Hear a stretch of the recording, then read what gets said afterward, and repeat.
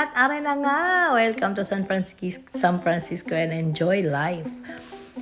Well, andito na tayo ngayon at CR muna tayo at take a picture. Then, ayan, nandito na tayo nakapila. Pupunta na tayo sa visitors, non-US passport. Pila tayo sandali at hintay-hintay lang tayo at medyo madami kaming dumating na aeroplano dyan. At ayan nga, nakatapos na tayo sa boarding natin sa immigration.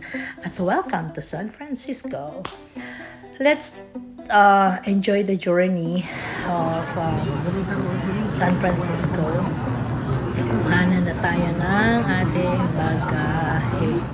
Ayan, hanapin na natin kung nasaan ang ating bagahe at medyo marami kaming dumating na eroplano kaya medyo crowded ng konti. Hanapin natin ang ating bagahe at medyo nawawala pa. Ayan, lumabas na nga tayo ng airport at papunta na tayo sa ating patutunguhan. At sa unang araw natin ngayon, tayo ay magpa-barley. Siyempre, shout out Melanie Hoxson. Okay, and ayan, medyo malamig, kaya medyo soup ang ating kakainin. Gumala nga tayo sa unang araw natin at pinasyalan natin ang papunta sa park. Kasi dito madadaanan natin ang Alcatraz. Medyo malayo ako pero over the hill kasi kami. So ayan, makikita mo ngayon ang ating nakitang tourist guide nila na parang bus and train na cable wire train na usong-uso dito sa San Francisco. Yan ang mga gumagala-gala para sasakay tayo dyan minsan, soon. Hindi pa ngayon kasi medyo malamig. Hanap-hanap tayo ng time. Malayo kasi yung terminal nila dito sa kung saan ako nakatira. So for now, pinapakita ko lang sa inyo kung ano yung nakikita ko dito. At i-enjoy nyo lang. Ililibot ko pa kayo. Hindi lang ito magiging pictures natin at magiging videos natin para makita ninyo kung saan ako nakatira. Ayan, sana enjoy ninyo ang munting vlog na ating ginagawa.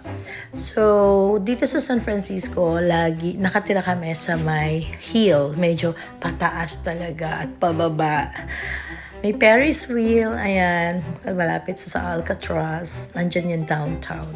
So, dito naman, ito naman yung church na malapit dito sa tinitirahan ko. Kaya, enjoy nyo lang yung view. Ayan ang isa sa pinakamasarap na pizza dito. Kaya, ini-enjoy ko lang din. Pagkagabi, kumakain kami dyan. At paghapon, pumupunta sa park.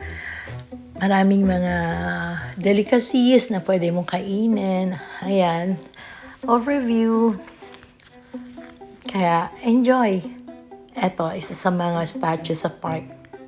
Pinicture ko lang para makita din ninyo at ma-share ko. At as usual, dito, pagkatapos natin gumala, magbabarley tayo para stay healthy.